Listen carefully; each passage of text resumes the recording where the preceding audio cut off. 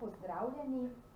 Po včerajšnjem slavnostne otvoritvi slovenskih dnevov knjige, kot je napiše knjiga 2019, in otvoritvi razstav v 3 naših razstaviščih na temo bralnih prostorov, mi je danes posebno čast, da v okviru cikla zasedanja s knjigami gostimo v Univerzitetni knjižnici Maribor ugledne avtorje, goste knjige, ki je pravzaprav vedno znova aktualna, čeprav temelji politične ekonomije kot res temeljne ekonomske teorije, ampak z družbeno odgovornostjo pravzaprav se resnično soočamo vsak dan. Zato pozdravljeni, spoštovana zaslužna profesorja, profesor Merhar, profesor Mulej, dr. Katja Rašič in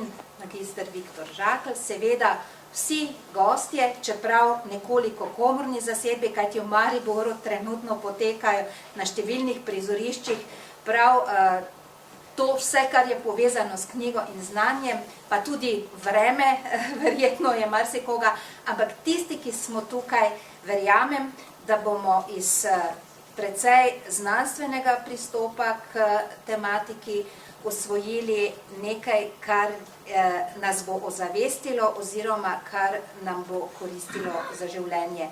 In prav to je namen naših zasedanj s knjigami, se pravi popularizacija znanosti in znanja. Kot moderator pozdravljam Boruta Ambrožiča in seveda vam v motu letošnjih praznovanj knjig Užitek želim veliko užitkov, zvedavih užitkov. Lepo prosim.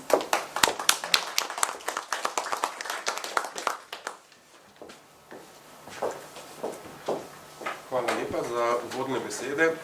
Dr. Zdenki Petermanec, ki nas je prijazno sprejela v njihovo hišo, v kateri danes predstavljamo, je treba na začetku pravzaprav nekoliko marketinško povedati, prvo knjigo o družbeni odgovorni družbi na svetu.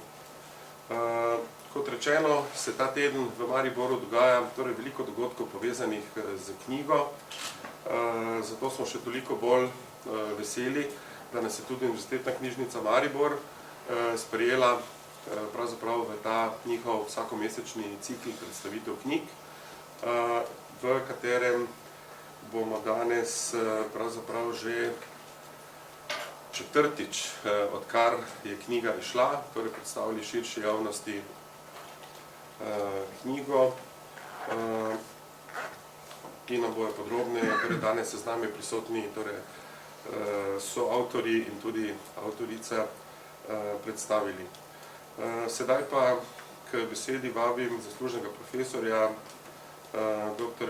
Matjaža Muleja, da nam nekako uvodno predstavi knjigo, kasneje pa dalje po scenariju. Hvala lepa, izvolite, dr. Mulej.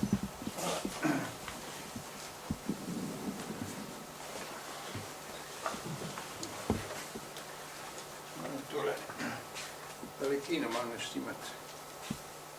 Ti lahko pomaga, da ti imaš naštimani. Kje robimo zdaj? Od začetka.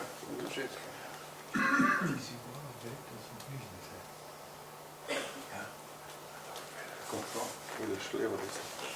To na vrst, da. Hvala. Se to je šlo. To pa ne delo. Ostale prireditve, ki jih je Zdenka omenila, so verjetno bolj na beletristiko, na leposlovje, se pravi, da smo mi, ki imamo malo publike, grdoslovje. Imamo zato manj publike. Hvala, da ste prišli, ker pomeni, da potem tudi kaj, kar ni leposlovje, res ne jemljate. Naslov, upam, da vas ni frapiral. Ampak mi resno mislimo, da zadeva tako krvavo. Politična ekonomija nam pa pri tem, mislim, napravi gumpetisno. Pa gumpetisno. To je še pa nam se pa tega. Ta je zdaj naprej. Aha, okay. Moja naloga je, da v 10 minutah dam uvodno provokacijo, kar pomeni, da imam 10 minut za predstavitev 30 knjig, od katerih je ta najnovejša. Začnem s tem, da povem, da je družbena odgovornost slab prevod. Da je bilo pravilno reči odgovornost do družbe. Ker sicer lahko ljudje mislijo, da je pač odgovornost družbe do nas. Ampak vsi mi smo družba, ker je torej po definiciji, ki je bila svetovno sprejeta, za odgovornost človeka in organizacije za vpliv na družbo, kar pomeni na ljudi in naravo. Torej, da se ne pogovarjamo o znanju, ampak o vrednotah. In je to zelo bistveno, če tudi se govori večinoma o knowledge managementu, ne o knowledge and values managementu, ker vrednote pravzaprav usmerjajo uporabo, pridobivanje in uporabo znanja.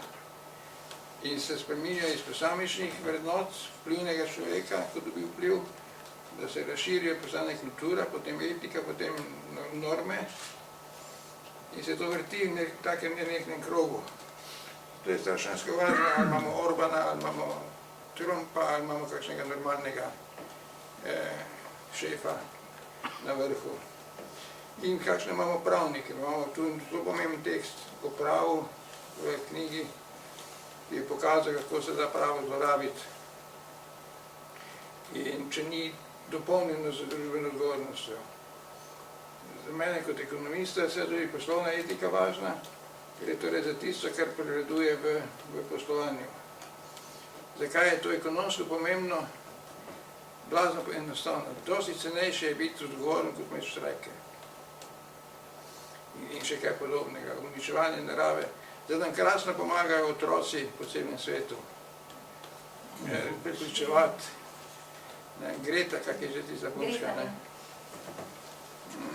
Sem zelo zadovoljen, da je to uspelo. Najlažje dojamemo, kako se svet na globalni vrhovni ravni dogovori o družbeni odgovornosti, če vzamemo ISO 26000, ki je vse, kar v življenju počnemo, razporedil v 7 tem, zato se z njimi ne bom ukvarjal, pač pa bom opozoril na to, kar sem tu spodaj zabeležil. Na vrhu kroga, kateri je to predstavljeno, ki ga bom pokazal, je zapisan pojem celovit pristop, na dnu pa pojem soodvisnost. Ne neodvisnost in odvisnost, kot je običajno razmišljanje, ampak soodvisnost. Drug drugega potrebujemo, ker smo različni in se s tem dopolnjujemo. Jasno pa je, za nas, ki se ukvarjamo z inovacijami, da je to invencija, ki bi morala šele postati inovacija, da si človeštvo zagotovi obstoj. In zato, kaj se bo zgodilo, je najbolj vplivno, katere vrednote prevladajo. Te so zajete v 7 načel v ISO 26000. Uradna odgovornost, tekst se razlikuje, responsibility pa accountability. Zato to prevajam kot uradna odgovornost. Transparentnost, etično obnašanje, spoštovanje interesov deležnikov, ne samo lastnikov, vladavine prava, ampak ne monopolistične, mednarodnih norm, ampak ne monopolističnih, in nažalost je treba še zmeraj zapisati spoštovanje človekovih pravic. To bi moralo biti že normalno, ampak očitno so ugotovili, da še ni. Evropska unija poskuša to pospeševati tako, da je naročila vsem državam, članicam, naj sprejmejo svoje strategije o družbeni odgovornosti. Mi smo jo v IRDO inštitutu naredili pred 2 letoma, potem smo jo junija 2017 lahko predstavili na vladnem posvetu in na konferenciji. Potem se je pa na seji vlade zadeva ustavila, ker so hkrati prišli na isto sejo tisti, ki so 30-letno perspektivo Slovenije delali, pa pripričali one, da je to nepomembno, če imamo ono. V resnici ni nepomembno, da se dopolnjuje, ampak in vsem tem, kar se 15 let vrti, v naših krogih smo imeli vsega skupaj kakšnih 1000 avtorjev, med našimi soavtorji, se je pokazalo, da pravzaprav vsi dokumenti govorijo o družbeno odgovorni organizaciji, družbeno odgovornem podjetju. Kaj pa družba kot celota, država, sodstvo, zdravstvo, človek, sosed, je ni, je premalo. Pokazalo se je, da Ekonomska fakulteta v Ljubljani še zmeraj uči politično ekonomijo, mariborska ne več, ampak ekonomiko, tako da je to dovolj. Skratka, knjiga je nastala, da zapolni en kamenček v mozaiku človekovih potreb. Tako je to vse skupaj na kratko predstavljeno, zato sem rekel, temelj je soodvisnost, vrh je celostni pristop. Nobena familija, nobena družba ne funkcionira brez etike soodvisnosti. Jaz rabim tebe, ti rabiš mene, kaj se razlikujemo.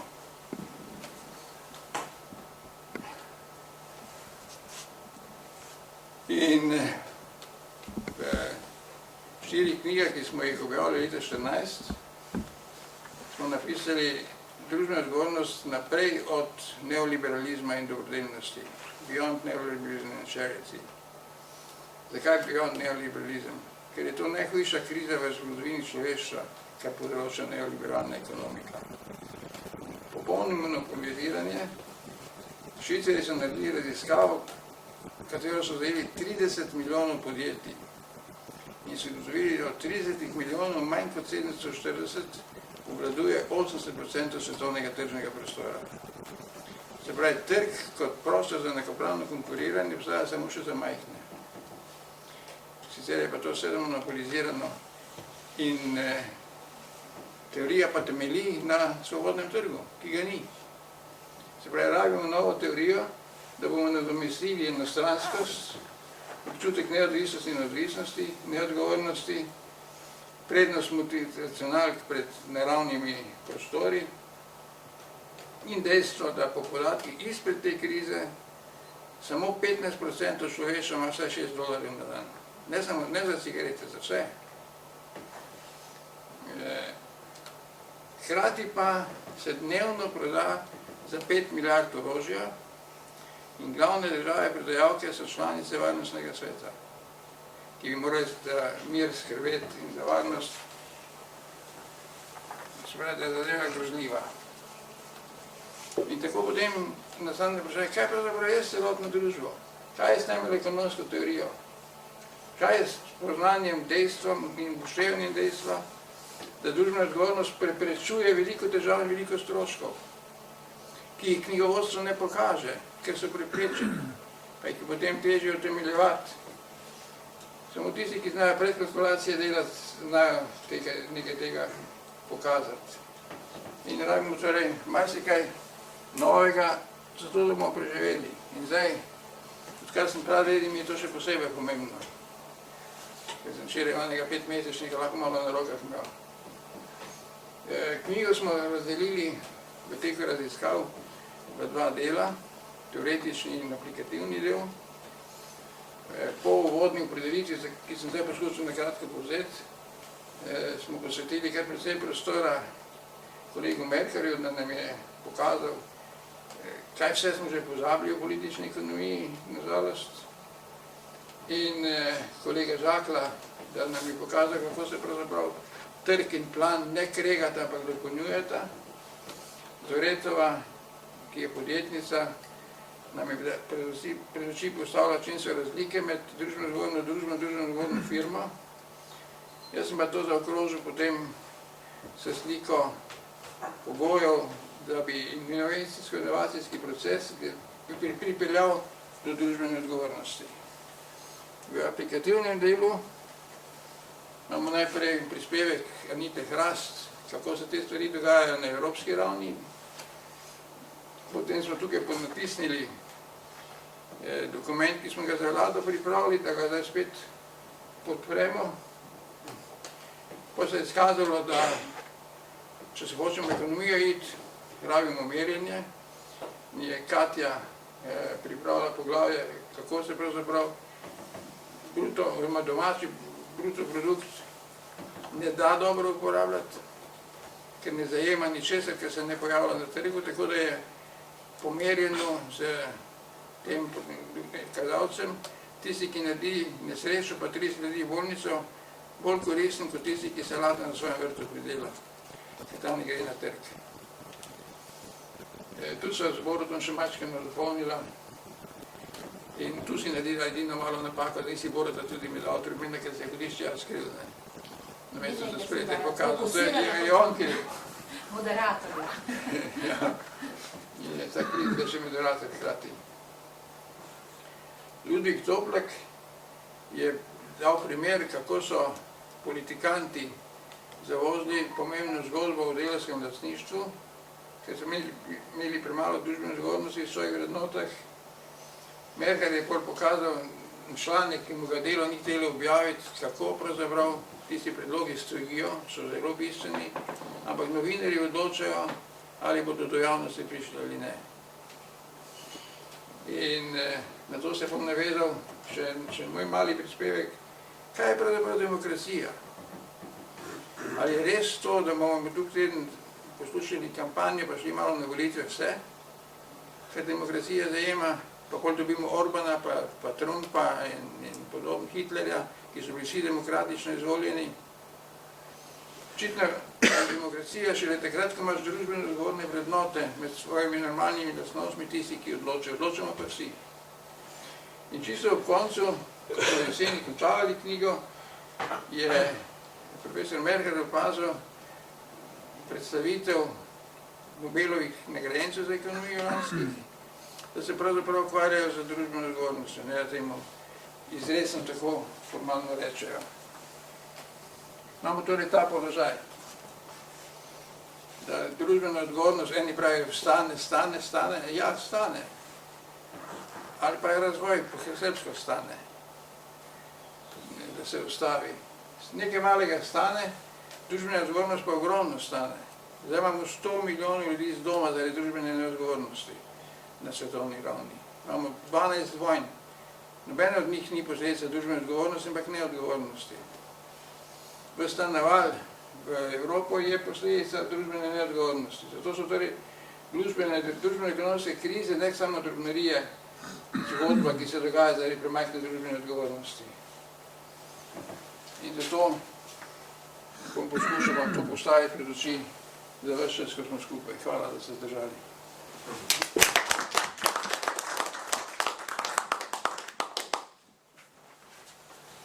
Hvala lepa, Matjažu. Sedaj pa nekako po scenariju, preden preidemo na predstavitev zaslužnega profesorja Merharja, vabim k besedi gospo Darinko Lozinšek, ki je prijazno danes privolila, da nam popestri našo predstavitev z enim kulturnim vložkom oziroma recitalom iz knjig gospoda Čučkoviča, tukaj med nami sedečega, desno od mene. In prosim k besedi, Darinka, izvoli.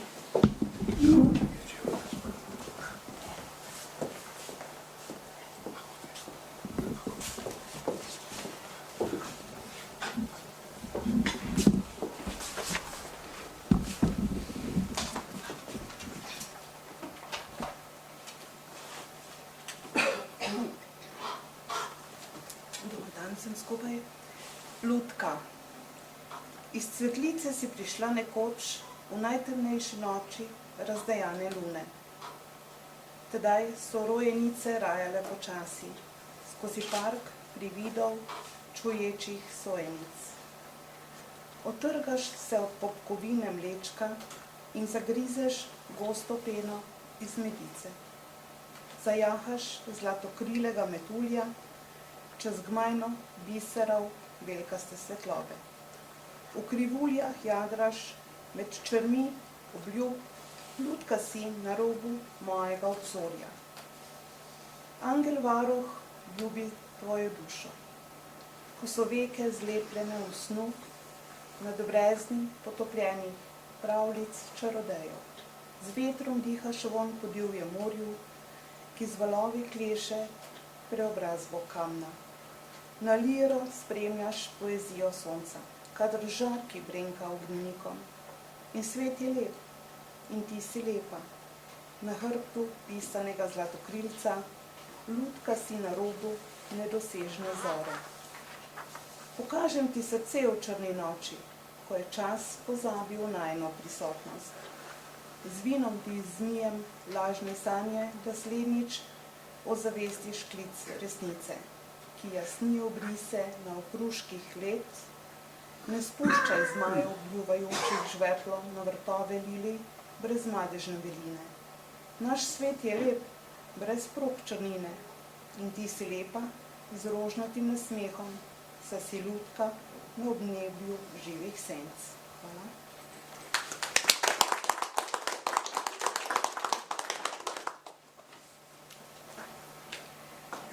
Rimska cesta. Noč prikotalim pred svoje okno, da izbrišem plastiko betona. Henrijeve lipe močneje zadišijo, ko se jih dotakne lunin krajec na rebri grička za potokom. Trave ne poznajo jekla kose, zato poslušam kosce v gnezdiščih in muri popestrijo enoličnost melodije. Jasnina nočne panorame se prebija v lagodjo vetra skozi krošnje. Pod zvezdami je vino moj družabnik in prijatelj v zlovolji samotarja. Srkam in obračam zvrhani kozarec, lovim svetlobo oddaljenih svetov v odblesku na površju vina. Rimska cesta je neskončna promenada. V kapsuli omame se prepiram s predstavniki zaguljenih leptuncev, ki ne dajo povezave v globino. Izpljunem jih v črno luknjo smrti in zagrabim svilo preminulih izvezd, ko se poigravajo v mojem vinu. Iz njih nanizam lastno rimsko cesto na polici iz brušenega stekla. Noč mineva in vino je pošlo. Okna pijejo od sebe svita. Ko glava kinkne v naročje jutra, kosi so raznesli rimsko cesto v zlati prah začudenega sonca. In spet počakam, da ugasne dan, ko bova z vinom prijateljsko lovila zvezde v kozarec. Hvala.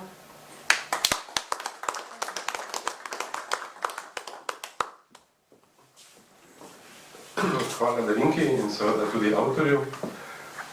Sedaj pa vabim besedi zaslužnega profesorja Merharja, da nam predstavi svoj pogled, ki ga je zapisal v knjigi.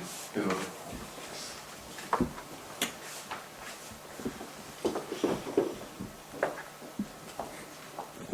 Reši govorim stoje, profesionalna deformacija, pa še tablo državu, tudi profesionalna deformacija. Jaz sem se formiral s pomočjo branja dveh velikih ekonomskih avtoritet.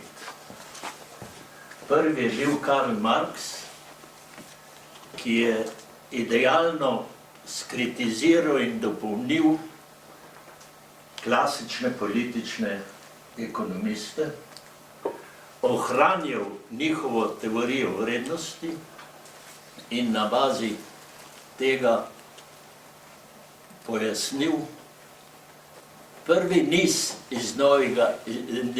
iz njegovega znanstvenega opusa, pojasnil delo, kapital in zemljiško lastnino. Druga avtoriteta, ki je pustila sled v meni, pa je bila avtoriteta on je bil Marx iz 18. Druga pa je bila avtoriteta iz 19. stoletja, prejšnjega stoletja.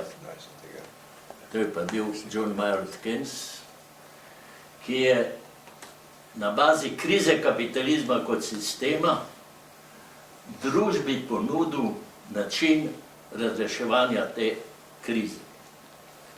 Ta veliki ekonomist je moral ugotoviti, da je teorija, v kateri je bil vzgojen, in to je bila teorija, ki se je kot reakcija na delovno teorijo vrednosti pojavila v 80. letih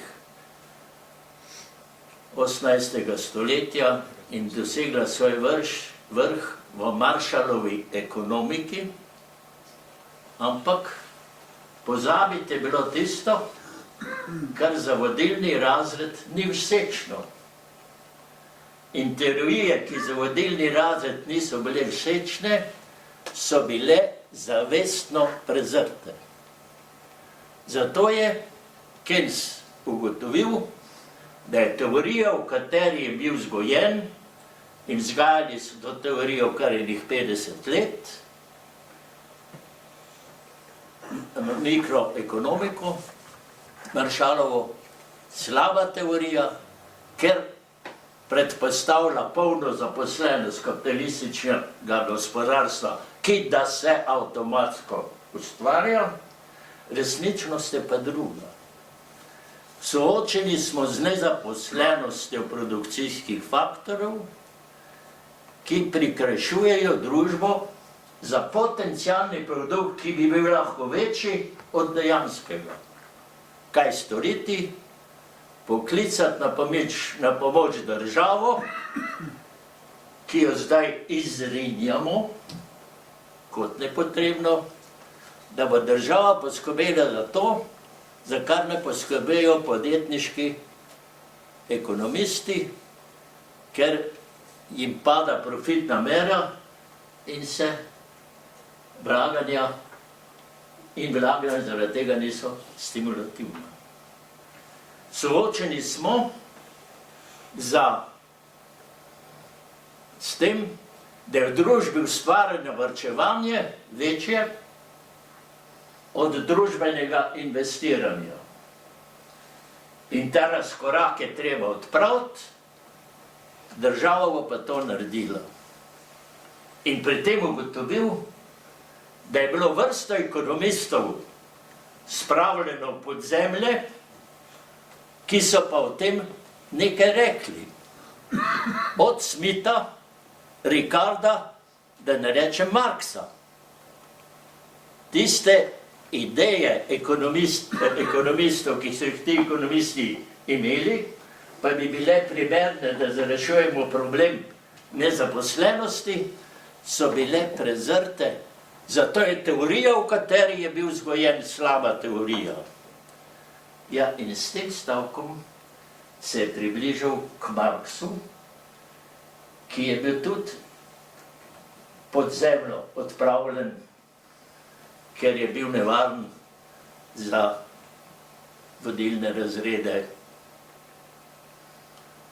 Skratka, in Keynes je to teorijo v Bretton Woodsu 1944 pred koncem vojne predlagal državam, da naj jo uporabijo v svojih ekonomskih politikah.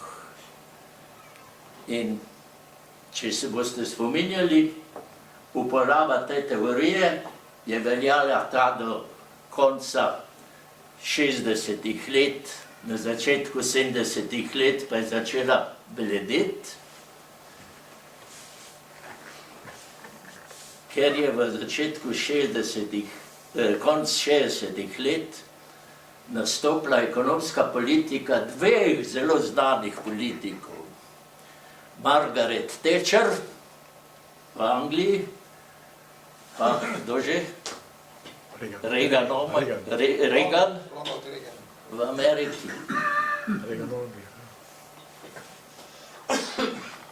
Ker so rekli pod vplivom monetarne šole, da smo soočeni z inflacijo ob stagnaciji. Kaj je pa to? No, to je to, da so uporabili v razvitih kapitalističnih državah posredna sredstva ekonomske politike, fiskalno in monetarno, in da so se z moneto igrali in izvažali inflacijo v nerazviti svet.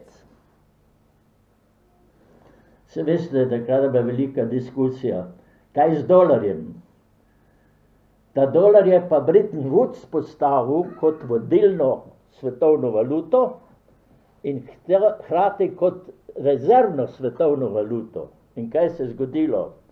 V svet je pošiljala dolarja v svet, ti dolarji so se pa kupičili v naftnih državah, Japonski in Nemčiji, če hočete.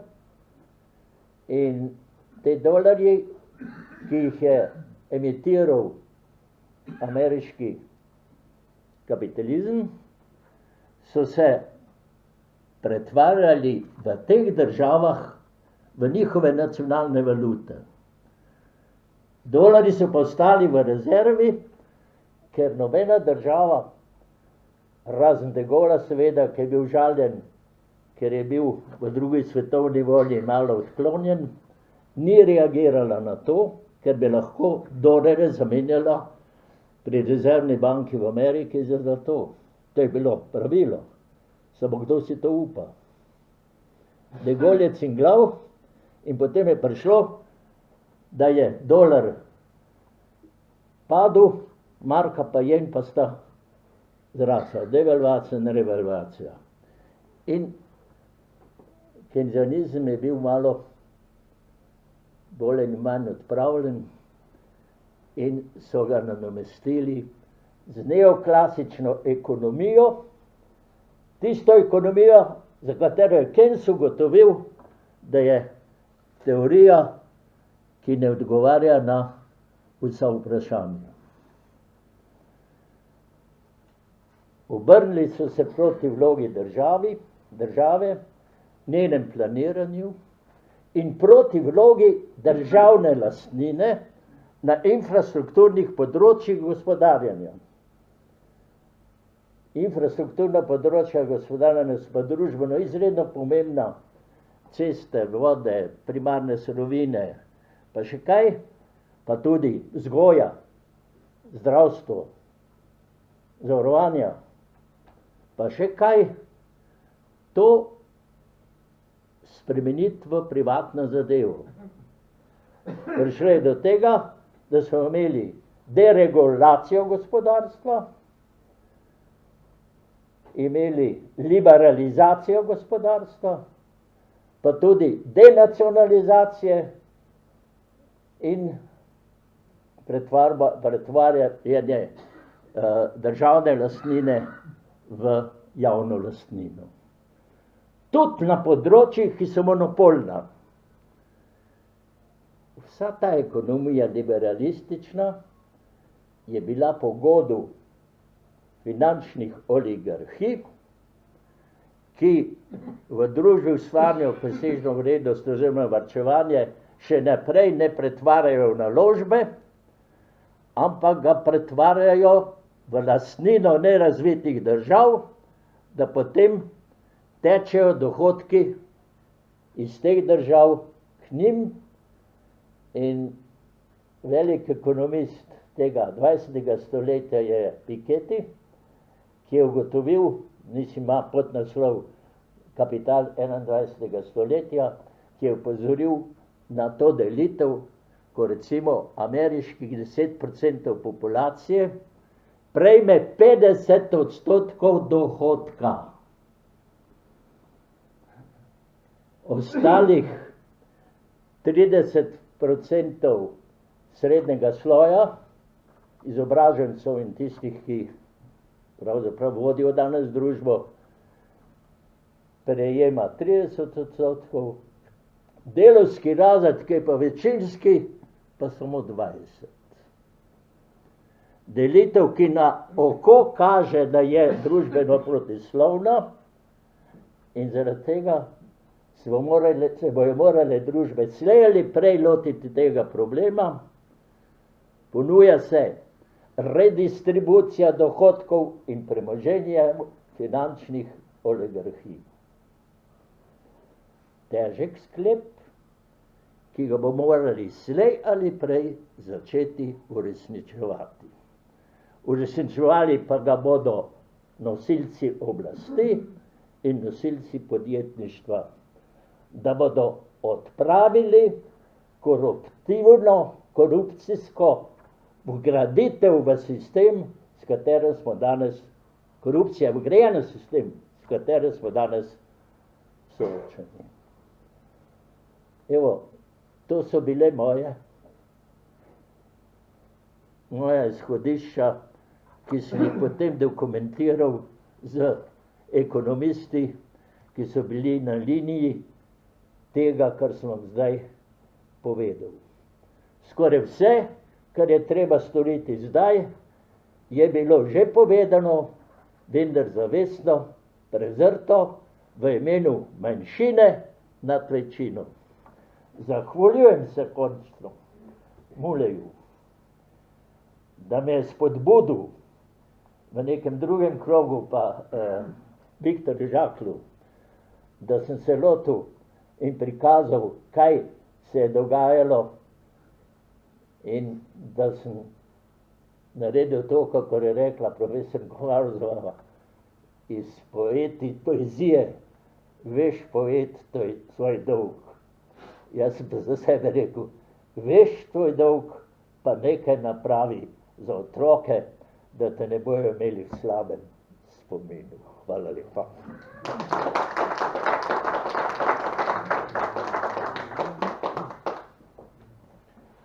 Hvala lepa, profesor Merkerju, za ta poglobljen pogled v predstavitev njegovega poglavja v knjigi. Sedaj pa vabim k besedi magistra Viktorja Žaklja, da nam on predstavi svoje razmišljanja, ki jih je napisal na papir. Vas bom razočaral, jaz ne bom ponavljal, kar sem tu napisal in kar sem tudi napisal v nekih mnogih drugih knjigah. Ampak, ko sem se peljal proti Mariboru, sem se spomnil ene misli, da smo Slovenci, po mojem vedenju, tipični narod, ki na svojem gnojišču aplaudiramo samo tujim petelinom. Če se pa slučajno najde kak domač petelin, naredimo vse, da ga utišamo.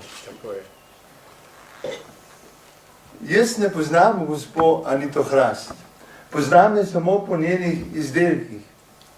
Tudi ta gospa v najboljših letih se je domislila genialne stvari, da je odgovornost in kasneje družbena odgovornost prihodnost človeštva. Ampak ta gospa, pogumna in pametna, je na ta projekt vezala tudi svojo eksistenco. A si predstavljate, da se lotiš nečesa, kar ne veš, če bo pilo vodo, če boš lahko od tega živela svojo družino. No in ta gospa je vaša rojakinja, Mariborčanka. To je bilo pred nekaj več kot 10 leti. Tedaj se je slučajno temu pridružil zaslužni profesor Matjaž. Človek, ki ima nos, človek, ki je kultiviran in razgledan ekonomist. Tudi on je ugotovil pravzaprav, da je ta konj tisti, ki zna vleči.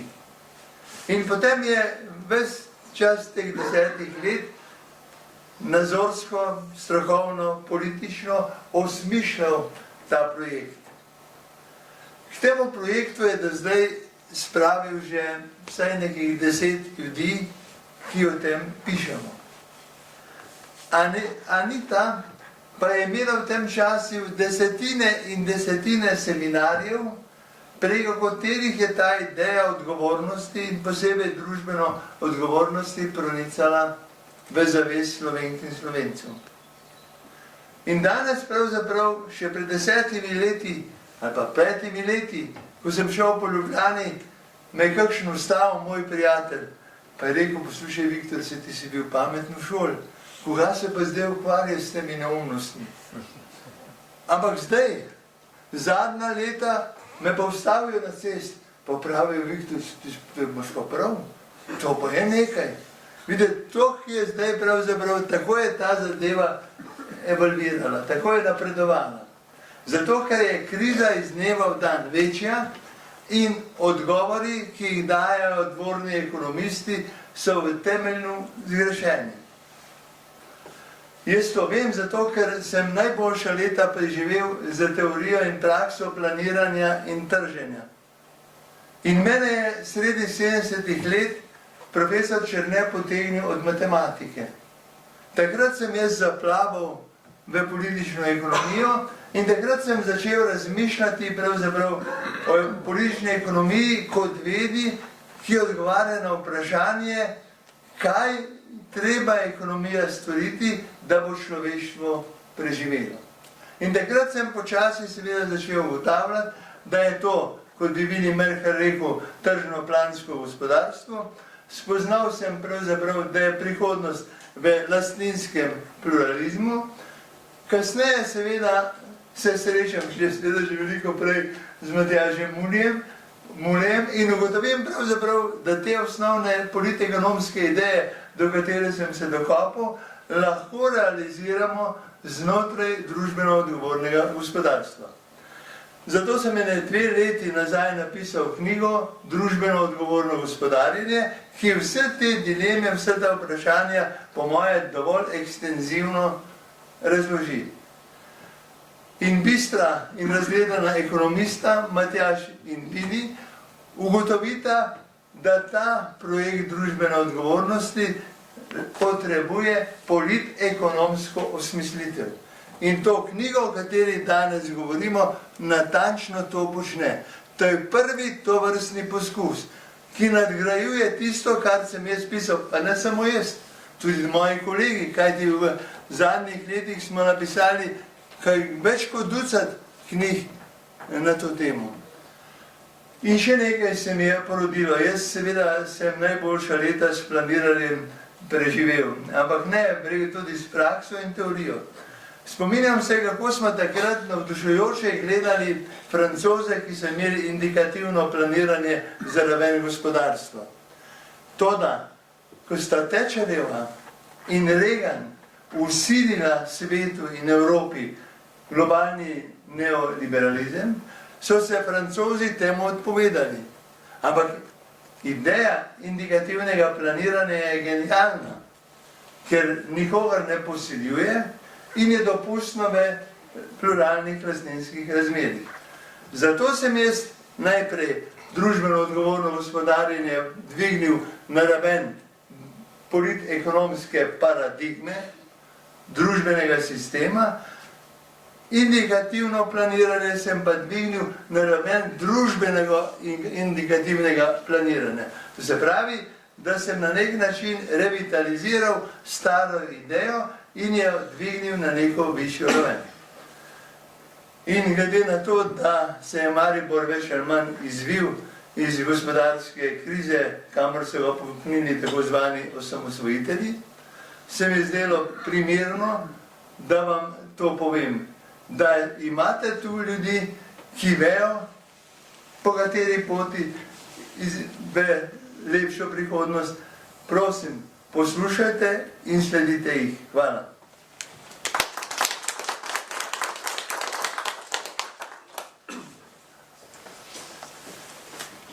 Hvala lepa, magistru Žaklju. Dovolite, preden nadaljujemo, da nekako na kratko povzamem tudi mojo oziroma našo skupno izkušnjo, ko smo prejšnji teden imeli predstavitev te knjige tudi na Ekonomski fakulteti Univerze v Ljubljani.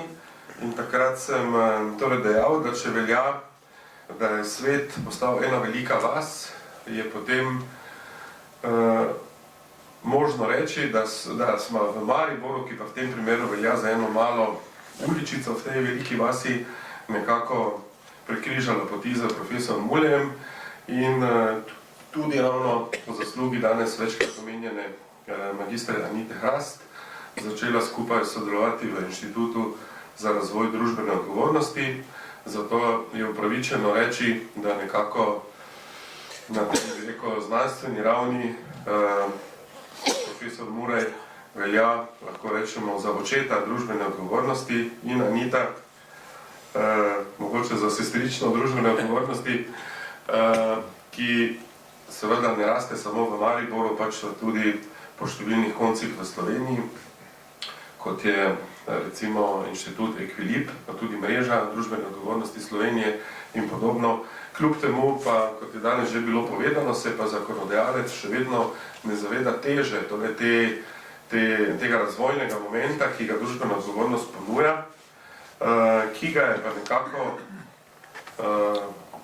razširila pravzaprav na celotno družbo ekipa ISO standardov, ki je spostavila pred leti torej ISO standard 26000, ki k sreči lahko rečemo širi to družbeno odgovornost iz podjetij na posameznika, na lokalne skupnosti, na nevladne organizacije, skratka na vse živeče organizme, bi lahko rekli v šali, in v tem oziru je potem nastalo tudi razmišljanje pobudnika, torej te knjige zaslužnega profesorja dr. Matjaža Muleja, kako pa to definirati za celotno družbo. Sedaj pa k besedi vabim torej avtorico dr. Katjo Rašič, da nam v kratkem tudi ona predstavi njen del v knjigi.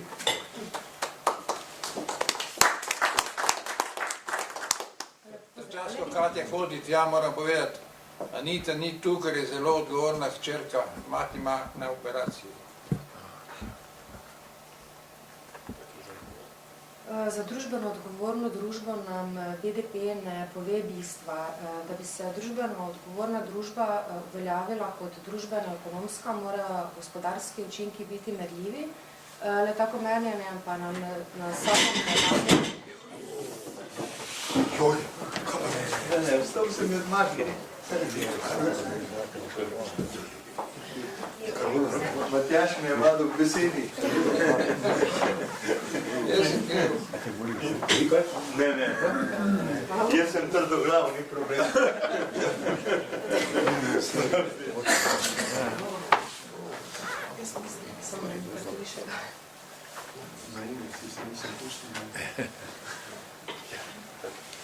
Straški. Vkoliko se omejujemo na sam bruto domači proizvod, nam takšno merjenje otežuje, zato smo predlagali v tej knjigi dopolnitve. In sicer govorimo o zajemanju in dopolnjevanju bruto domačega proizvoda in pa ne računanju. BDP ne zajema sive ekonomije, ne tržne proizvodnje, to je proizvodnje, ki ga gospodinjstva ustvarijo z storitvijo za lastne uporabe, prostega časa in pa onesnaževanja okolja. Pišemo pa, da je BDP treba nadomestiti z indikatorji, in sicer zdravja ljudi, družbene in ekonomske kvalitete življenja in pa ekološke integritete. BDP meri le denarno vrednost menjave dobrin in storitev na trgu, le-ta pa nam ničesar ne pove oziroma zelo malo o kvaliteti življenja in pa o skupnosti, v kateri živimo, ter naravnem sistemu. Zato smo kot ključne indikatorje blaginje ugotavljamo, da so zdravi in pa srečni otroci, ljubeče družine, skrbne skupnosti, lepo, zdravo in naravno okolje, le-ti pa nimajo cene in pa niso na trgu. Hvala.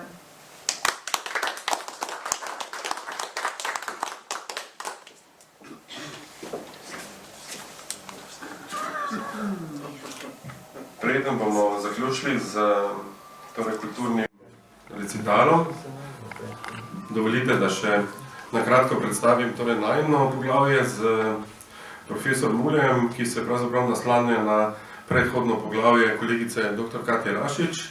Kot je sama dejala, sva vzela za izhodišče tezo, ki pa ni več teza, vsaj ne v nekdanji kraljevini Butan, ki se je odločila, da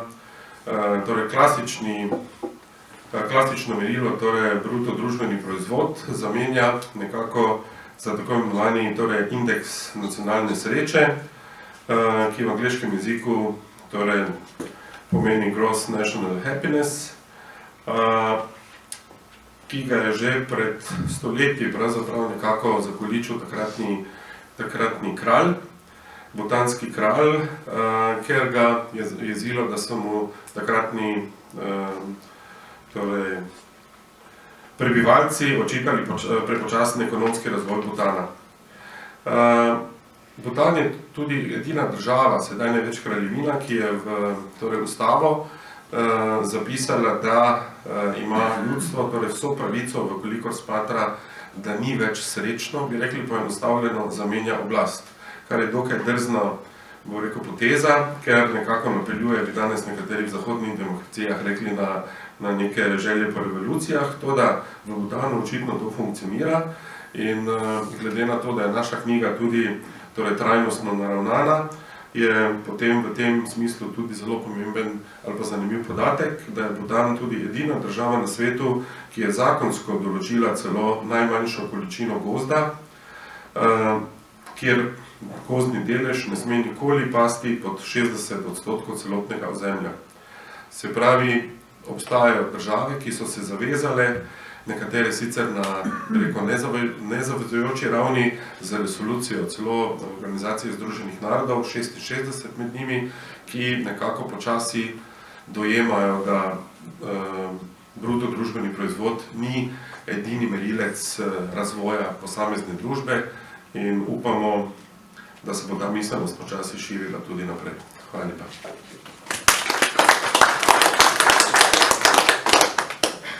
Če dodam stavek,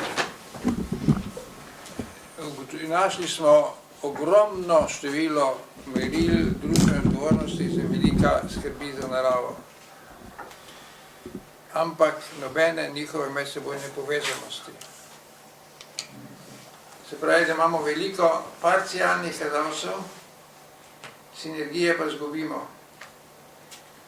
Kako se zdaj to med seboj prepleta, ste spoznali tisti, ki ste imeli kakšne težje bolezni, ali pa tisti, ki so vas v šoli učili neke kemije. Iz nje vemo, da je sol, ki jo nujno rabimo, sestavljena iz dveh hudih strupov. Sinergija pa jo spremeni v nekaj užitnega in tako dalje. Voda je sestavljena iz dveh plinov. Skratka, če imamo mi, nanizali smo, prepisali smo okoli 40-50 kazalcev, ki jih uporabljajo države za merjenje svojih težav z okoljem. Če samo uporabljamo vsakega posebej, potem zgubimo vse tiste njihove mestne prostore, na katere družbena odgovornost opozarja s pravilom o celovitem pristopu. Besedi vabim še založnika, torej Kulturnega centra Maribor, gospoda Dušana Hedla. Najlepša hvala za besedo, par informacij in pa seveda najprej zahvala Univerzitetni knjižnici Maribor, da nas danes tukaj gostijo s predstavitvijo te knjige. Seveda smo izredno ponosni, da lahko v tem projektu nastopamo kot založnik, založba Kulturni center Maribor. Mogoče par besed o naslovnici. Najprej je bilo malce dvomov okoli te naslovnice, zdaj pa se je izkazala pravzaprav za odlično potezo, knjižničarke imajo namreč zelo rade. Gre pa seveda za nadaljevanje trilogije Nehajte sovražiti naše otroke in vnuke. Sem prav povedal? Ja. In seveda je to asociacija, ki je tudi gospod Merhar povedal, da moramo delati za prihodnost družbe. Knjiga seveda lahko danes prodajamo tukaj samo še po osnovni ceni, zato ker zakonodaja govori pač, da pol leta po objavi ne smemo prodajati knjige po nižji ceni. Lahko pa po nižji ceni prodajamo in upam, da nam gospod Žakalj ne bo zameral njegovo knjigo Družbeno odgovorno gospodarjenje, o kateri je tudi danes govoril. Ta pa bo z zmernim popustom danes na voljo. Seveda hvala tudi vsem avtorjem za izredno dobro nazorno predstavitev danes in hvala za besedo. Hvala lepa. Preden zaključimo z kulturnim vložkom, dovolite pravzaprav, da predstavim avtorja, odkoder torej črpa recitatorka Darinka Lozinšek. In sicer gre za gospoda Valterja Čučkoviča, rojenega 1959 v Mariboru, kjer je tudi preživljal otroštvo. Približno 2 leti po rojstvu se mu je zelo poslabšal vid, čemer so sledile številne operacije, ki pa žal niso prinesle izboljšanja. Šolal se je v Zavodu za slepo in slabovidno mladino v Ljubljani ker je leta 1972 tudi dokončno oslepel.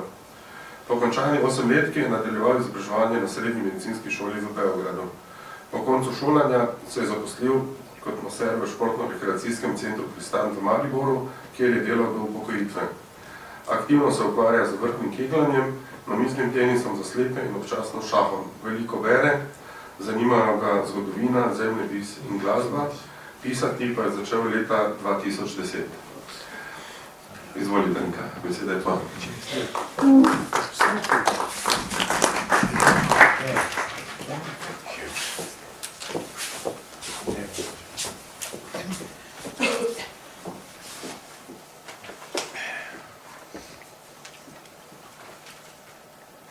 Jutranice. Zazvenijo akordi novega jutra, v opadlo tišino razkosane noči. Sonce prileze nad obzorje in polagoma stopi na teme hriba, skozi listje rosoljubnega grmičja. Psi bevskajo v praznih skodelah, medtem ko krave tišči sveže mleko. Tudi mene tišči včerajšnje vino, poniklo v posušenem žrelu vrtinca, ampak v najbližji krošnji završi in naraščajoče krakanje sivih vran me dokončno ozavesti v svetlobo. Spotoma všvrknem sosedovo kokoš, ker mi spet serje na prak. Vedno drek, nikoli jajce. Kakšen zajtrk neki je to? Zatohlost samote tlači zavest, sopara nabreka v moji glavi. In oblački oblikujejo belo čredico. Nekdo je pravkar odkolesaril mimo. Raztreseni kovanci ležijo na tleh.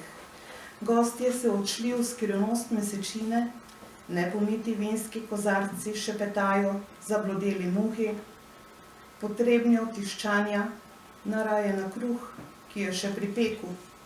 Vročina zlagoma rine med polkne in žarki se lomijo na brezbrižju. Jutro naglo dozoreva v poletni dan. Napoči čas, da ti ugasnem zvezde. Oprosti, draga, takoj bom skuhal čaj. Tudi ta dan bi rad delil s teboj, do tihega večera in čarobne noči. Hvala.